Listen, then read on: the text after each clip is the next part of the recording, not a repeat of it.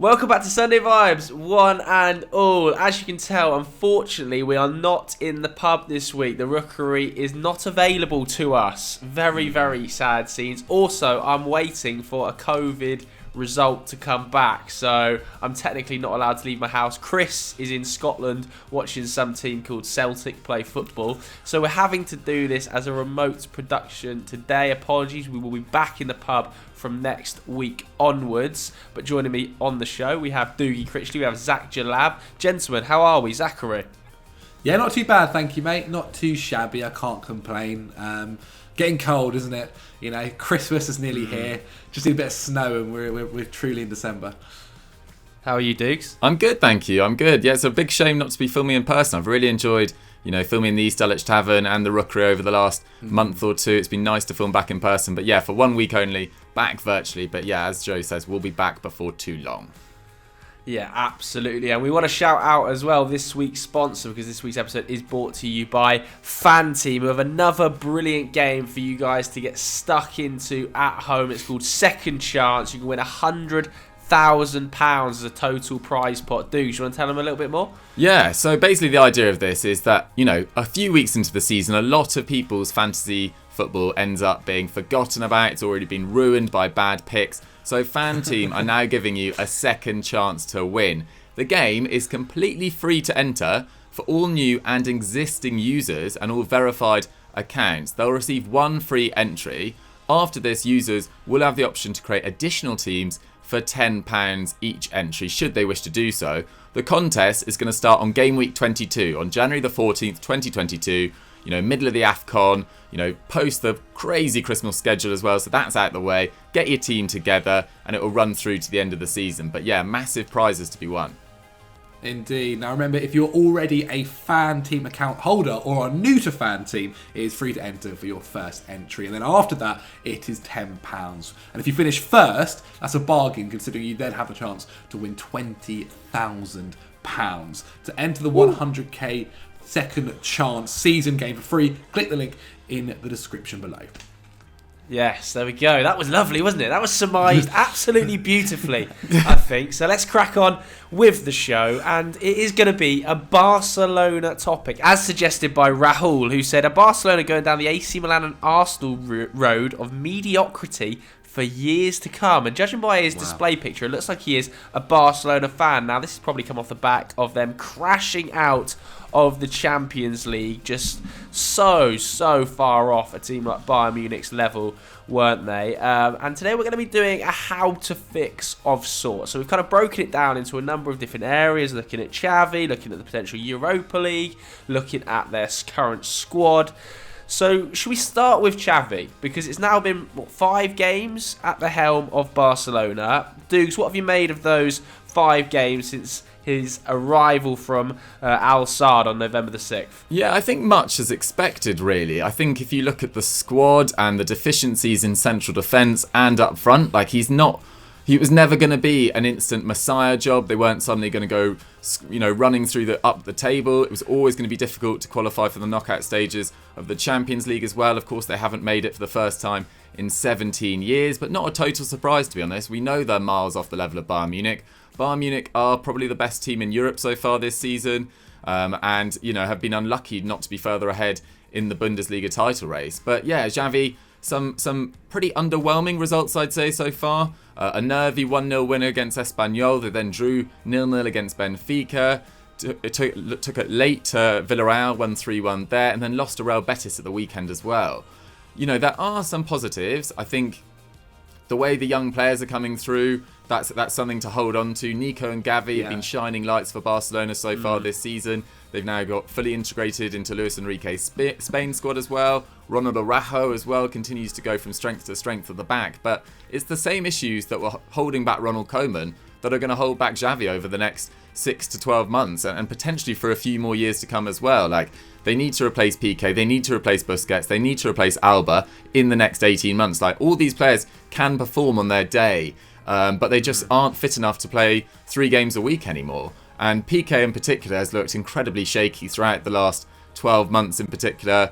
And they were absolutely miles off it against Bayern Munich, sorry. And now they're currently 7th in La Liga on 23 points. They're 4 behind 6th place Rayo Vallecano. But they do have a game in hand. They're 6 points behind Atletico Madrid, which actually isn't too dramatic. I think Atletico Madrid have been really poor this season by their own standards as well. I think at the start of the season we thought Atletico Madrid, were potentially going to go back-to-back for the first time since God knows when. But yeah, they've been let down by defensive issues. I still don't think he's getting enough out of his forward players, as I put on Twitter this week. We've got absolute pelters from Atletico Madrid fans. Do not criticise Simeone on social media. So with Atletico Madrid playing Real Madrid this weekend, and Real Madrid going into that game as heavy favourites, if Barcelona beat Osasuna at this weekend as well, they'll potentially only be 3 points behind Atletico Madrid, which isn't a total disaster. So yeah, it's not the job I would have taken if I was Xavi right now. I think that job was, potentially on the line for him, similar to Frank Lampard over the next 12, 15 years at any point really, being a club legend there. I would have probably gained more experience. He's doing okay with the Barcelona squad. It's not been a massive improvement. It's not been a total disaster either. It's just more muddling along and continues this mediocre period for Barcelona really. Yeah, I have to say that game against Bayern Munich really, like you said, obviously Bayern are probably the best team in Europe, but the gap was just, it's just kind of mind-blowing. Like Barcelona, I think when they put up 2 shots on target, I think 0.3, 0.4 expected goals, and that felt pretty kind, to be honest with you, 0.4 expected goals. I kind of agree with the comments there about the front line. The front line in particular, he's obviously been a little bit unlucky, hasn't he? Because he wants to use these wingers, he wants to use these sort of wide players, and he's had injuries to the likes of Fati and injuries to Ousmane Dembele, and the squad is just aligned really poorly. So I'm sure going into January, he's going to want to target wide players, and that's probably why we've seen him linked with some of the sort of young wingers. I know Ferran Torres has been heavily linked as well, hasn't he? And he can kind of play anywhere across that front three, but to be 7th in La Liga into the Europa League at this stage of the season is actually disgraceful for Barcelona. It really is. And what would really worry me if I was Xavi looking at this setup is that Real Madrid, in terms of recruitment, seem to be going in a very, very sort of smart direction here. If I look at that sort of spine they're slowly building with the likes of Eder Militao really progressing this season, potentially Kylian Mbappe coming through, and then I look at Barcelona, I think, did Eric Garcia really work? I don't think Eric Garcia has been anywhere near the level Barcelona were expecting, or at least whenever I watch Eric Garcia, I just don't see it. I just don't see the hype around Eric Garcia. Whenever I watch him, I think this guy just isn't ready for this level. And obviously, he's lucky enough to have players like Araujo in the side as well, who are obviously exceptional talents. But I would be extremely concerned if I was Xavi, having judged these sort of first 5 or 6 games, looked at the squad, looked at what my rivals are potentially able to do, both financially and with the young players they've already got within their system.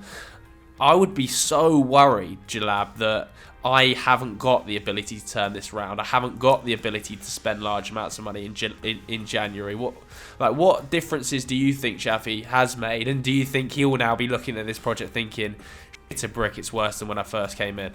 Oh, most definitely. He did not quite realise the level, I think, of how bad it is at Barcelona. I mean, Laporta didn't realise how bad it was when he took over as the president. I mean, we've got a quote here after the Bayern Munich game where Xavi said, we have to start to get Barca back to where they belong, which is not in the Europa League. This is also a hammer blow for me as a coach.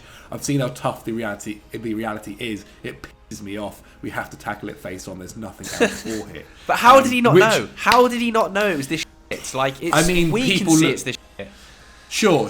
But then I guess Xavi behind the scenes kind of got caught up in the beauty of coming back to Barcelona and being the coach that can get them back to where they were. And he can do that, right? I just think it's going to take longer than maybe he expected. Maybe he thought, okay, we ride it out for this season, we get to the summer and see what happens then. He's now looking at the reality of it and the financial constraints that Barcelona have, and saying, okay, it's not going to be a year, it could be more like 3. And that's not necessarily the worst thing in the world, right? Like, he's going to have to... He is an inexperienced coach anyway. He can use this time to kind of develop and learn and find which La Masia players that he wants to bring through, like he has been doing already, which kind of players that he wants to get rid of, the old guard, and kind of which of the mainstays that are already there he wants to keep. And he's going to have to do this over the next couple of years. Look, Barcelona realistically aren't going to be winning the Liga anytime soon, not within the next 2 years, that's for certain. And losing a player like Lionel Messi, who over the past 10 years has been the reason Barcelona essentially win games the majority of the time, is going to take time to figure out and to coach a new way of playing football. Xavi is obsessed with the way Pep Guardiola plays football. He wants that to come back to Barcelona, and realistically, just one man doing it, with Hit being himself, isn't going to happen in the same way Pep Guardiola had it. Pep's whole squad behind the scenes was so important and so integral to the way he coached Barcelona. I don't think that's going to happen anytime soon. But over time, I think there's an element where Xavi can kind of look to bring Barca back to where they want to be. It's not going to happen anytime soon, that is for certain. But over the next few years, I think there's a possibility it can happen then. Yeah, well, he's obviously going to have to make better use of La Masia than managers prior to him have done, i.e. Ronald Koeman. Now, Ronald Koeman actually did, get fairly good usage out of it, but not the level that they're going to need to. They need to get La Masia back to the previous glory days, because over the last sort of decade, it really has slumped quite badly. Obviously, Ansu Fati is kind of the standout player coming out of it, but he's just got so many injuries already because of the amount of minutes he's being forced to play. But Pedri is a player who hasn't come out of La Masia, but I already feel like they're overusing Pedri to the nth degree. What did he play last year? Calendar year was like 70 games or something.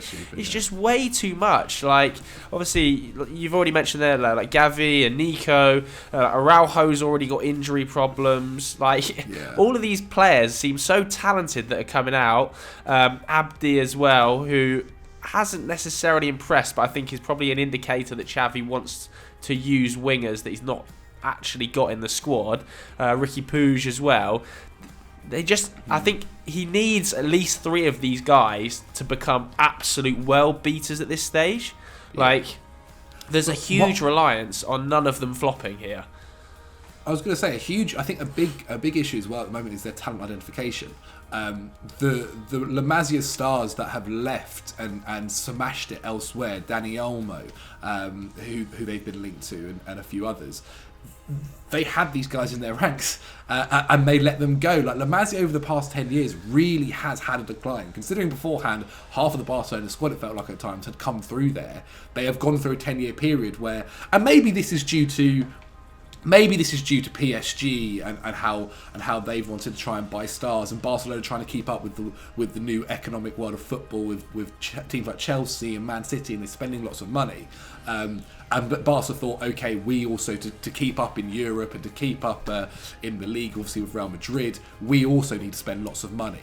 But they haven't done it very well. They spent lots of money on aging players who realistically aren't actually that great and they don't need, instead of then maybe using that position to bring through one of their La Masia graduates like they had previously for so many years and been so successful with over that time.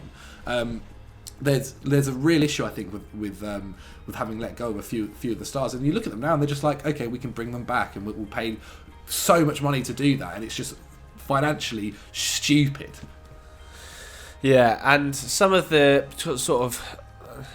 some of the squad that's there at the moment, should we run through some of the squad that we think potentially we would think about selling? Because obviously financial problems have dogged Barcelona so badly over the last sort of 3 or 4 years, and we are obviously well aware now of the amount of debt they're in and the reasons Lionel Messi left the club, so we don't need to go into that. We've made enough videos about that.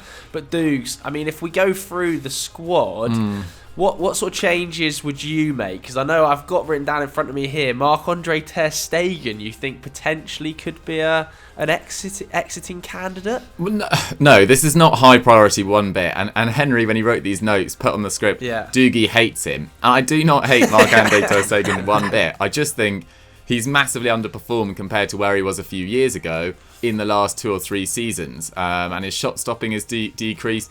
He often gets caught in possession. He's very easy to press now. He makes quite basic save errors. I mean, not least against Leroy Sané this week in the Champions League. That's a ball he just 100% should be saving.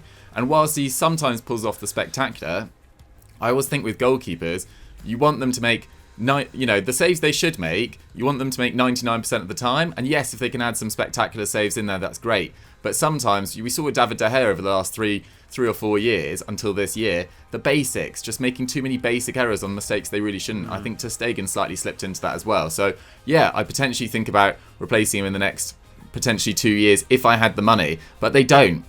So I just don't think they're going to do that. And also, the replacements readily available for a club like Barcelona just really aren't that impressive. A lot of top goalkeepers are tied into better clubs than Barcelona right now. They're not going to want to go there. But there are some obvious players that you could definitely get rid of. I think Samuel Umtiti, it's a real shame, but nowhere near the first team now. But they just can't get him. They can't get rid of Samuel Umtiti, can they? They've tried and tried to get rid of him. People have a go at him online, and people like him and Coutinho saying, why don't they just take the opportunity of football somewhere else? But, it's not their fault that Barcelona tied them on to ridiculously large salaries. And, they're earning amazing money for not that much effort. But, do they want to go and, Samuel Umtiti, where's he going to go? Is he going to a Europa League club? I think over the last 2 years, he probably struggled to get into a Europa League club with his fitness record. Coutinho, where's he looking at? Like in the Premier League, there was talk about Leicester City in the summer. This is a player that when he left the Premier League was one of the best in the division. Does he want to go and drop down to a Leicester City who are struggling in the Premier League for a 25 million pound fee? I just don't really see it. So they've got massive issues, but they might just have to, similarly to the way they did with Griezmann and Messi, kind of have to cancel these guys' contracts, to be honest, because unless they free up more space in their wage pool and squad, crucially as well, because with these young players coming through, they've got a pretty big squad now. They're not going to be able to recruit heavily. So Samuel Umtiti, Ricky Puig, I'd look to sell as well. I just don't think he's ever going to make it at Barcelona with Nico and Gavi have coming through. Frankie de Jong's now superseded him as well. Still hasn't made 10 league starts for Barcelona. And Barcelona fans used to hammer. That's crazy, isn't it? I know, mental. And Barcelona fans used to hammer Ronald Koeman for it. It hasn't really picked up under Xavi yet. Maybe it will, but the club wanted him to leave last summer. He wanted to stay and fight for his place. Hasn't managed to get that place back. And, he's now been superseded in the Spain and Barcelona squads by younger players, and still hasn't had a call up to Spain. So yeah, he should definitely think about leaving. And then there's some shock talk as well about players like Frankie de Jong leaving, which I personally can't get my head around. I mean, what do you guys think about that? Well, Frankie de Jong, this is the issue for Barcelona, right? Is that they've got players in the squad they need to get rid of but can't get rid of, but they need fees for players. Like, they need cash and they need assets sold so quickly that I do think they are going to have to sell one of their sort of players they don't want to sell in order to get some sort of money through the door and spread it across the squad. Like, it's all well and good saying Umtiti and Coutinho and Puig need to go, but these are players that are going to go for pittance, really. Yeah. Well, two of them for zero, probably. Like Umtiti, you're almost having to pay him to get him off the books, aren't you? Like, Ricky Puig might command a small fee, but Philippe Coutinho as well, I can't see getting more than sort of 15 million euros for, given his monumental wages. So the players that actually have value at the club, i.e. your Pedris, your Fatis, your Frankie de Jongs, your Araujos, they're going to have to bite the bullet at some stage and sell one of them, purely because they're in such a financial black hole. And if you look at the names that are sellable, like I've just mentioned, does Xavi think, okay, I can't afford to let Pedri and Fati go, that's for sure. Like Araujo, I can't afford to let go. Is Frankie the guy that, sadly, and as much as we think he shouldn't be because he's such a fantastic, talented player, is he the guy that they have to kind of just bite the bullet and say, okay, we can get 70 million for, and 70 million goes an awfully long way to covering an awful lot of their debt and financial issues. It allows them to reinvest in the squad in areas that maybe they've got more need than a central midfielder, because like you said, we've seen Nico and Gavi emerging, Pedri in that central midfield area. Maybe he gets sacrificed, and I don't think he necessarily wants to be sacrificed. I'm sure Xavi won't necessarily want to sacrifice him, but the club as a whole might have to just start making some tough decisions, and he's a sellable asset. United are desperate for a defensive midfielder. City are going to be looking for a Fernandinho replacement. Both of those clubs are extremely cash rich. I think that he might end up going. I actually think Frankie de Jong will leave Barcelona.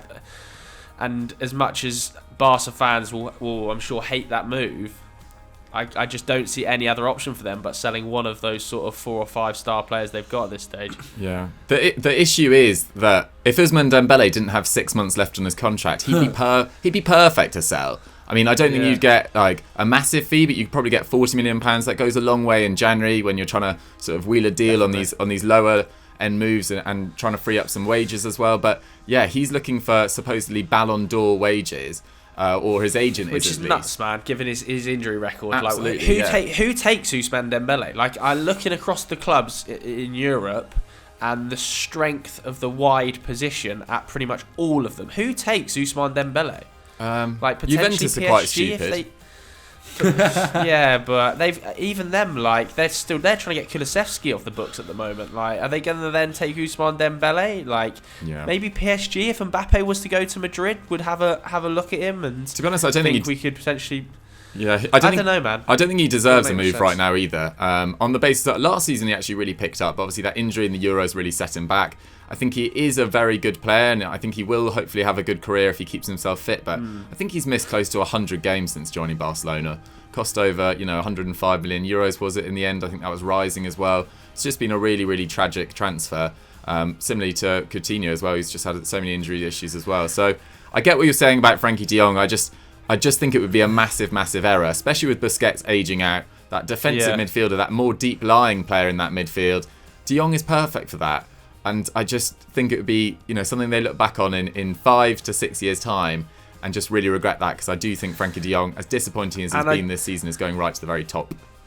I do have an image as well of them selling Frankie de Jong to I don't know, let's say United or wherever for like 60 million or 50 million pounds, and then just sticking that straight on Ferran Torres, and it being like, whoa, was it not a smarter idea to kind of spread the cost value across the squad rather than just dumping it on one guy as well? Like, I know that they need forward area reinforcements arguably more than they need midfield reinforcements, but do I trust, effectively what I'm trying to say, do I trust the Barcelona board to reinvest that money smartly enough? I'm not too sure. Like, Ousmane Dembele, we say £40 million, like, I think that's brave, isn't it? Like, to say that they're going to get 40 million. I don't think they can. They can't now. For a player that's out of contract, like, he's out of contract in the summer, isn't he? So I'm sure there'll be clubs looking at him for a pre-contract agreement. I think it was less than 10 goal involvements last season for him in La Liga, wasn't it? 6 goals, 3 assists, and like you said, he's missed 100 games. I think like 15 to 20 you're looking at if people want to pay that in January, and I just don't think anybody's going to pay that. It's just going to be a pre-contract situation, isn't it? And I think his agent has already said kind of, look, we're not going to sign a contract with Barcelona, despite the fact the Barcelona board have been saying, well, it's as good as Mbappe. He's just not. He's just not. Like, people see through that PR now. It's just a load of nonsense, really. So I can see Frankie de Jong leaving in January, and I can see Ousmane Dembele signing a pre-contract, and then Barcelona looking to try and get Ferran Torres on a deal from Manchester City that kind of sees him join in the summer or something. I think they're in a bizarre situation. Is there any other players, Jalab, you think might leave Barcelona, or you think should leave Barcelona? Leave Barcelona? Luke de Jong. What's he still doing up top? Martin Braithwaite. To be fair, Braithwaite actually in general has been okay. He's been absolutely fine for them. But in terms of this whole kind of new philosophy that Xavi wants to bring in, and essentially this promotion of youth, they're not really going to cut the grade now, are they? So I think you could get rid of them, but again, it's the same thing. Are you even going to get 10 million euros for either of them? Is the big question there. Again, Eric Garcia, I don't know if we mentioned him, like he's just not good enough. He's not good enough for City, he's not really good enough for Barcelona. It's just this belief, I guess, that he was obviously from Barcelona, that he could cut it there. There's other guys, I guess. Yeah, exactly. And again, just not going to bring in any money. Like Barcelona have such a financial constraints at the moment. They need a lot of money coming in, and selling these little guys realistically isn't going to make the biggest difference. Maybe more so on the wage side of things. Lenglet or Longley, depending how you say it, is also another one. He's had an interesting time at Barcelona. There have been glimpses where he has looked more than good enough to play at the back for them. However, I don't think he's going to quite cut the grade, but for this transitional period, I think he's fine. I think you can probably keep him. Especially with PK being phased out and Araujo's yeah, exactly. Problems. Adam Titi as well, right? So I think he's absolutely fine. Just think about other guys, like they're not going to sell Memphis Depay. He's kind of like their only silver lining, to be quite frank, at the moment as well. Like they signed Aguero, and obviously with what happened to him, he didn't even get to make an impact, sadly. So yeah, like they've been quite unfortunate. I think the other kind of side of it is now who they're bringing in. You mentioned Ferran Torres there. They seem to be quite obsessed with him, and obviously it makes sense. He's now this kind of Spain golden boy for the national team. He's really, really exciting for them, and everyone seems to kind of believe he's going to be one of their stars for the front line, and I think there's a strong belief that is possible for it to happen. He isn't necessarily getting a lot of minutes at City, so he could be buyable. Like, I think when it first came out, Barcelona said something along the lines of, well, he wants to come to us, we've spoken to him already, he wants to come over to us, and his agents are more than happy to do it. But yet they hadn't spoken to City, and now City wants something like £51 million for him, which again is pretty good profit on what they paid originally from Valencia. But I mean, it's also just looking at that and just thinking it's just not smart. Again, it's not smart business. Like, this guy was available from Valencia, he probably would have gone to you instead of City maybe beforehand. And you just waited 2 years. City, again, haven't really used him that often. And now you're going to have to pay double, if not more, than what would have originally been priced at. And so, yeah, I think if they brought him in, he'd be very, very good for them. Just as he said, is it smart to bring him in over maybe a couple of other players to help them out? I've also seen the link to Raheem Sterling. Just don't think that's going to happen at all. I think if they got Raheem Sterling in, it's an unbelievable signing. You know, perfect, one of the best in his position in the world. Just I don't really see that happening. And now, especially now that Sterling's starting again for City, seems to be back in Pep's good books. I just don't think that's going to be happening anytime soon. Yeah, I mean, the CEO, didn't they? CEO kind of revealed like a month or so ago that they have a €20 million kitty for January, and I think that's pretty much been halved now, right, after those deals for Pedri and Fati and their new contracts. And I think we can all agree that any major signings are going to have to be preluded by major outgoings, which is the reason I think Frenkie probably is going to be the guy that gets sacrificed, and they'll be looking for definite loans, low cost frees, and there are quite a lot of players out of contract in the summer that might interest Barcelona. The issue I've got with it is that the players that are out of contract and these low cost options, they're not the players that are gonna contribute in the long term to Barcelona's success. You know, they've been linked with Azpilicueta, and I look at Azpilicueta and I think, yeah, he's good for Chelsea, and he works in a really structured, highly worked on defensive unit under Thomas Tuchel as a right-sided centre-back. Do I see him being able to work as a right-back in a looser, Xavi 4-3-3 system? Not really at his age, to be honest with you. Especially like when you look at that signing of Dani Alves, it's kind of like what is this thinking? Like, what is this short-termism? Where's the planning here? It's the same with like Edinson Cavani, who I keep seeing being linked. Like, Cavani's like great, and he's still a massive contributor for United, but he's always injured, man. Like, he's always injured. He has barely featured at all this season because he's had 2 or 3 injuries. He's struggling to get fit. He's travelling away with Uruguay, and when he comes back from Uruguay, it's a bit of a slow process. He's obviously got all of this sort of really tight fitness regime where he knows his own body, and he can only play and train so much each week. Like, it just stinks of short-termism. Even like the Alexandre Lacazette links.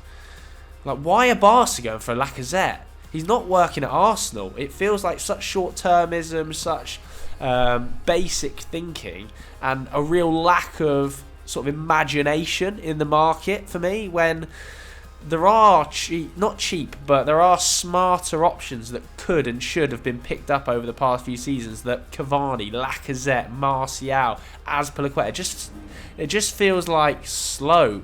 in my opinion. What do you think, Dukes? To be honest, I don't really mind the Cavani links as much. Mainly because I just feel sorry for Cavani. Like, I feel like he's always the bridesmaid, never the bride. Like, he got, I think it was a season when Zlatan left PSG, did absolutely phenomenally well there. Yeah. You know, became their all-time top goal scorer. Then Mbappe and Neymar arrived. He then eventually became sort of irrelevant there. Moved to Man United, had a great season in front of empty stadiums. Then they go sign Ronaldo on deadline day when it was supposed to be shared between him and Greenwood. Like, the poor guy cannot catch a break. So, you know, for a 6-month deal or a 1-year deal at Barcelona, he'd be a massive improvement on Luke de Jong. He'd be a massive improvement on Martin Braithwaite. I don't really mind it so much. Obviously, Ferran Torres is the guy to go for in this area. I think, you know, playing him as in front of Memphis Depay with Dembele or Ansu Fati when he's back fit on the other side would be really exciting. I think he's got great predatory instincts. I think he's shown that, as Zach said earlier, for Spain as well. And if they got Pedri, Gavi, Nico, Ansu Fati, Ferran Torres in the same team developing together, I think that's great news for the Spanish national team. But where do they well. get 50 million from? Like, I'm not sure. Yeah, would you be happy to sacrifice Frankie de Jong to sign Ferran Torres? No, but I'd sort of try at all costs get rid of Coutinho for about 20, and then I'd get rid of Dembele as well. Although he can sign a pre-contract. It's not easy. You're kind of there's very few options in this Barcelona squad right now, as we've already talked about. You know, maybe Longley would have to go in that scenario as well to bring in a bit of money, because he was actually very good for Sevilla, and in his first year at Barcelona he was absolutely excellent alongside Piqué when Piqué was, you know, still the man he used to be, really. So it's very difficult for Barcelona. Personally, I don't really mind Cavani on a short-term deal.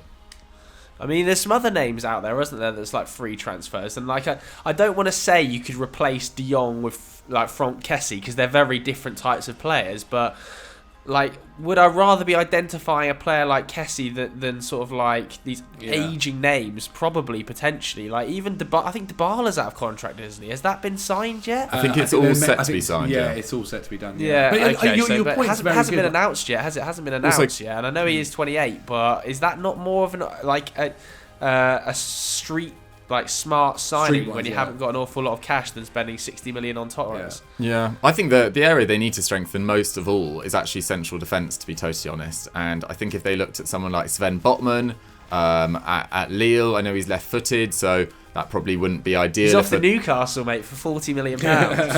That's nuts. What a waste of talent. But yeah, I think he's really talented as well. Someone like Dujé Chaleta-Sarr at Marseille as well. Like, there are very promising centre-backs coming through who won't cost, well, I didn't think until Joe just said £40 million, an absolute arm and a leg. So yeah, the Ferran Torres would be the dream, but I think they actually need to prioritise their defence for now. Yeah, mate, get hold of Andreas Christensen. He hasn't signed that contract yet. You can't afford Rudiger's wage. Neither is Thiago Silva, mate. I'll tell you who is that's about. more of a Barca signing. You know Barca are going to end up with a player like Thiago Silva.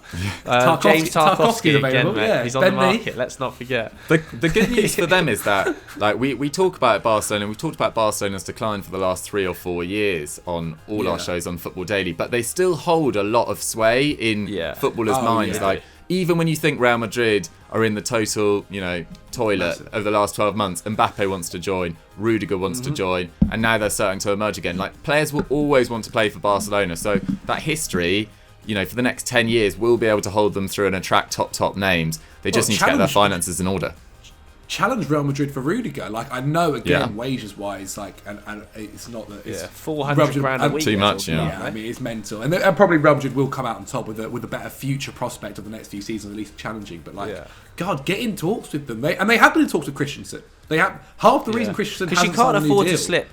Can't afford to slip too far behind Madrid. If Madrid do bring in Mbappe, and they've got hold of Camavinga last summer, and Militao is performing at the level, and Vinicius Junior we know is kind of blossoming into a superstar, like, you can't afford to continuously miss out on these sort of young players that are coming through. I think as good as Fati is, as good as Pedri is, as good as Araujo is, you've got to make some tough decisions over the next 12 months if you're Barcelona. But Barcelona fans, we want to hear from you in the comments below. How would you go about fixing your club? Who would you sign in January with no money? And would you sell Frankie de Jong to one of the Manchester clubs? Let us know, because I would personally love to have Frankie de Jong as that midfield option for £50 million.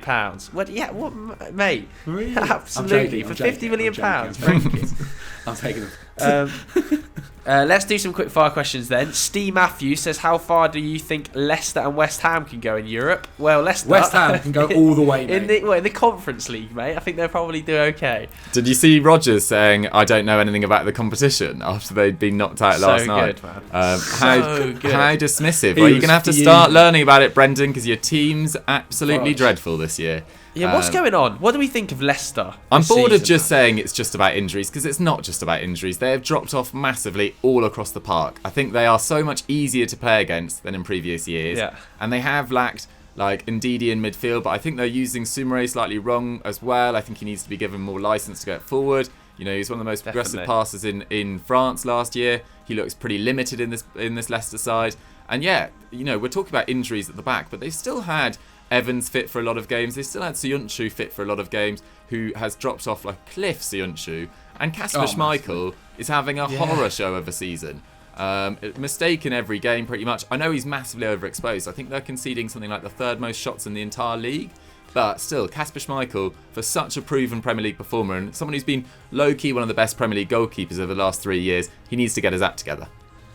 Yeah, I totally agree, especially with Sumare as well. Like, when he was playing alongside Benjamin Andre, he had way more license. Like, they're using him almost like Benjamin Andre.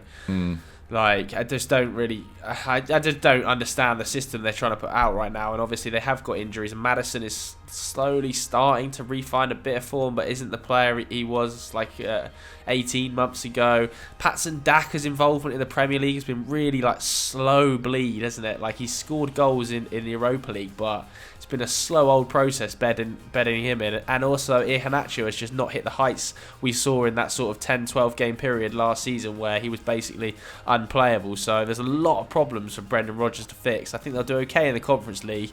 But as for West Ham, I think West Ham can win the Europa League.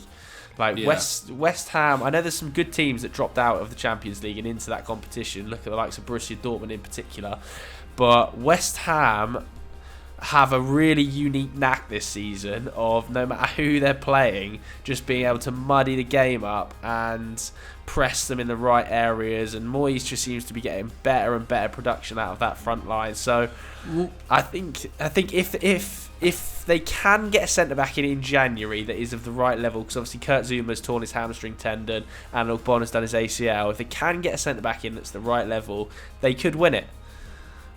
No, I completely agree. And I also think Moyes recently, his tactics have been on point. Like, against Chelsea, that first half, he realised it wasn't going right. Second half, switched up and won them the game essentially just through himself making the right call. I think, yeah, they have an ability where, you're right, whoever they're playing, they back themselves to do them and make it a tough game and make it unenjoyable for the other team to play against them. And with the rate that Declan Rice is improving game on game, Jared Bowen as well has been fantastic going forward for them.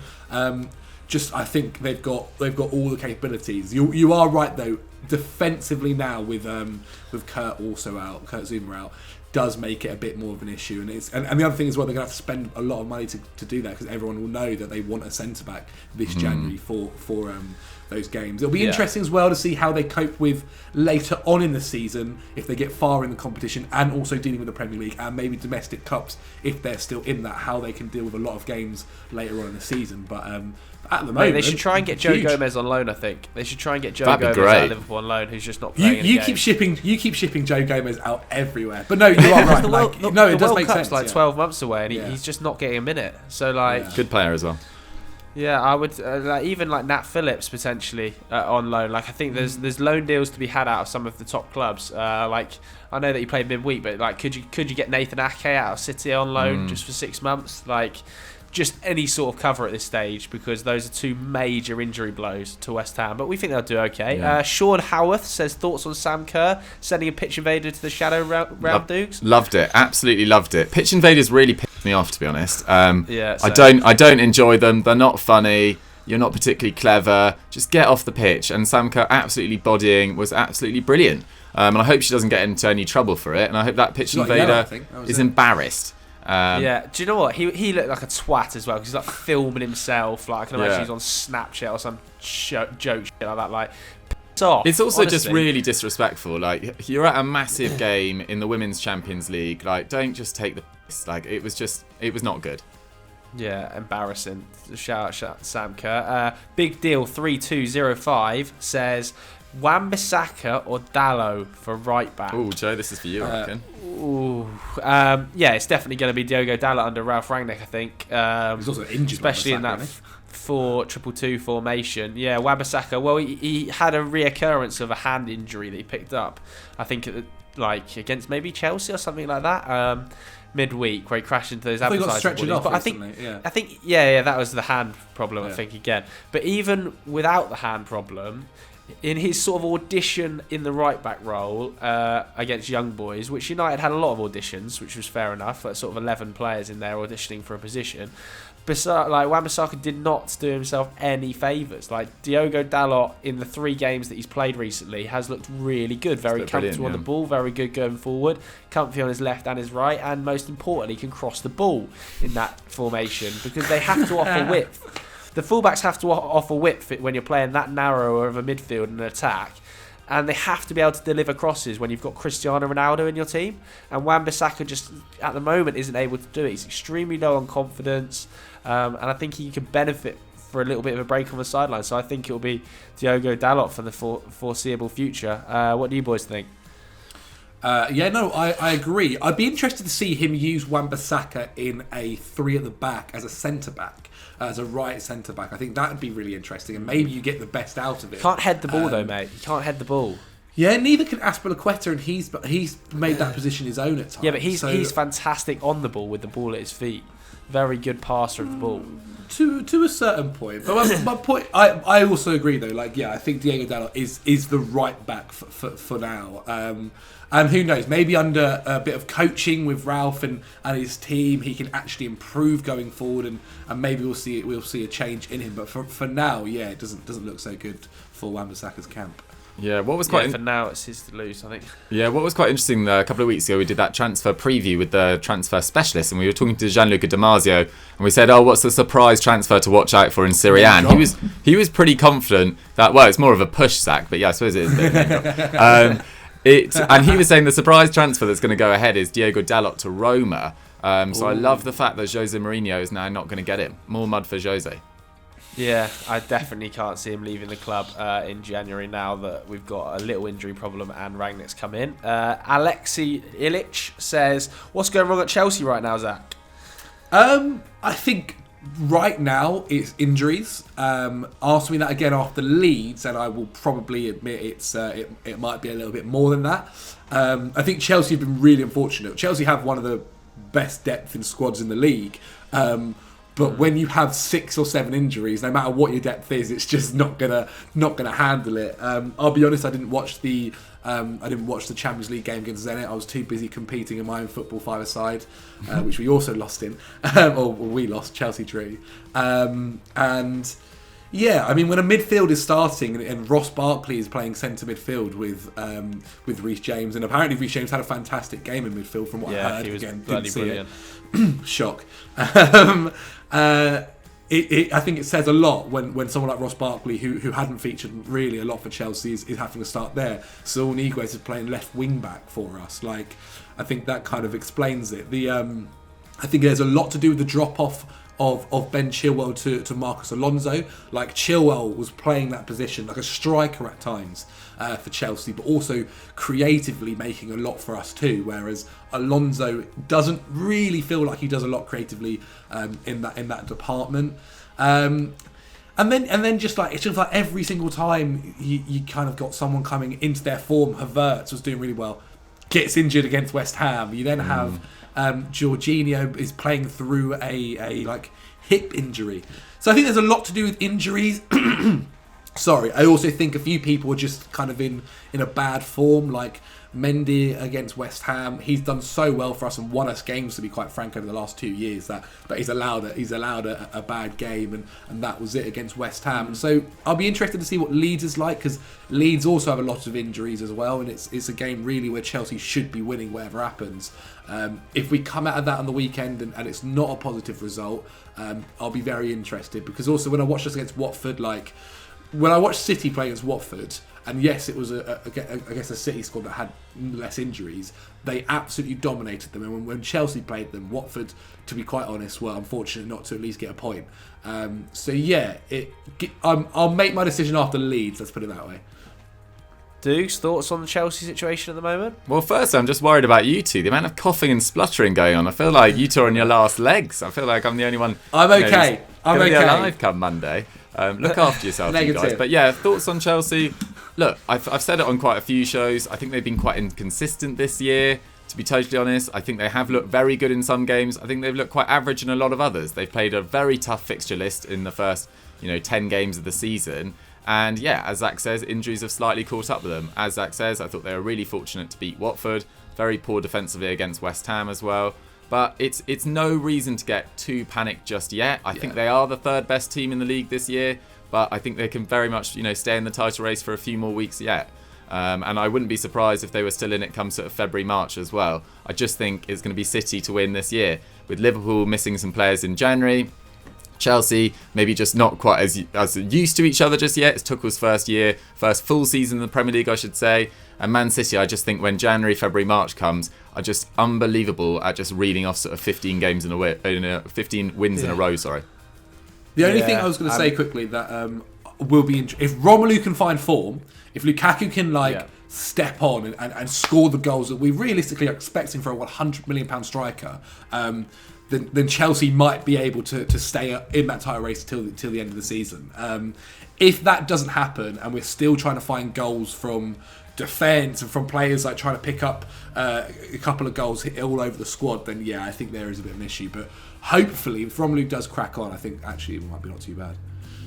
Yeah, I know what you mean. I think it's very reliant on Rom finding those shooting boots very quickly. Let's move on to personal question then. This is submitted by our very own Henry Hill, by the looks of it.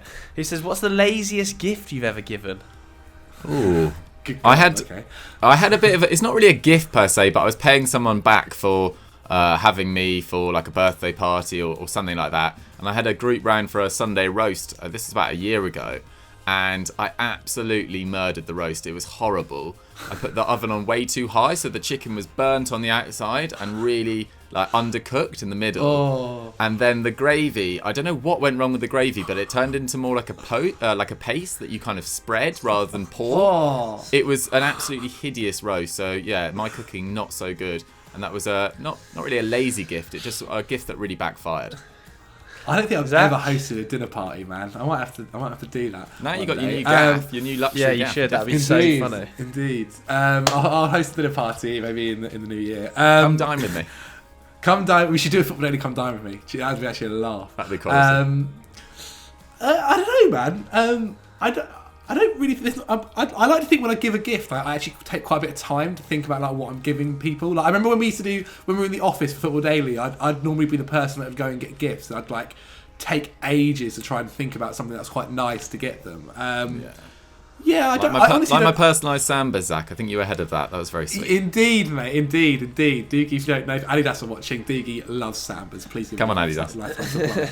I'd maybe say, you know what? I'll go with this. My mum, a couple of years ago, wanted one of those Pandora bracelets or like necklaces or something. And one of the things with Pandora is you can then add charms to it. And like every kind of like birthday, whatever, I just buy her a new charm, which is quite lazy if I'm being quite honest. And I also get her like something else as well, which reminds me her birthday is next week. So literally a week away from today. So yeah, maybe that, like maybe less thought going into that one, which is not so good. But apart from that, I think I'm okay. I think mine's probably like the classic sort of like Lush bath set.